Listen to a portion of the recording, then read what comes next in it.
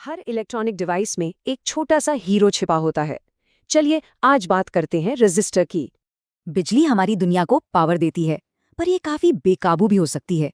तो इसे कंट्रोल कैसे करते हैं? जवाब है ये छोटा सा कंपोनेंट।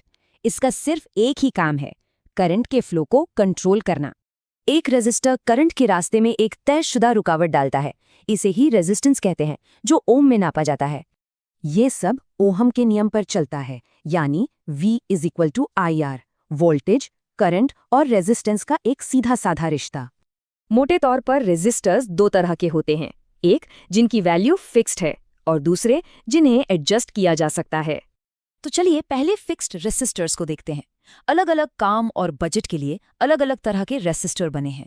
कार्बन फिल्म काफी सस्ते हैं, मेटल फिल्म एकदम सटीक और वायर वाउंड वाले ज्यादा पावर संभाल सकते हैं। और जानते हैं, जगह बचाने के लिए कई रेजिस्टर्स को एक साथ पैक कर दिया जाता है, जैसे नेटवर्क रेजिस्टर्स में।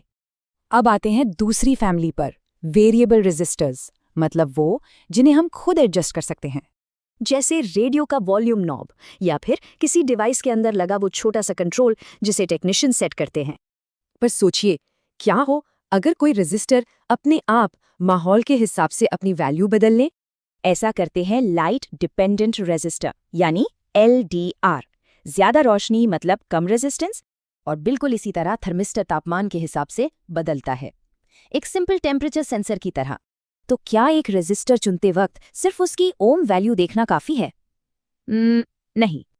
नहीं, उसकी पावर रेटिंग भी देखनी पड़ती है, क्योंकि रेजिस्टर फालतू एनर्जी को गर्मी में बदल देते हैं। यही है पावर रेटिंग। अगर ये लिमिट पार हुई तो रेजिस्टर जल भी सकता है। चलिए एक रियल वर्ल्ड उदाहरण देखते हैं। मान लीजिए 12 वोल्ट की सप्लाई से 3 वोल्ट का सर्किट चलाना है। कैलकुलेशन के हिसाब से हमें कम से कम 2.25 वॉट का रेजिस्टर चाहिए होगा, जो इतनी गर्मी झेल सके। तो ये है रेजिस्टर्स, हमारे डिवाइसेस में बिजली के फ्लो को कंट्रोल करने वाले छोटे मगर बहुत जरूरी गेटकीपर्स। ये हर फोन, कंप्यूटर और कार में है, अरबों की तादाद में चुपचाप अपना काम करते हुए।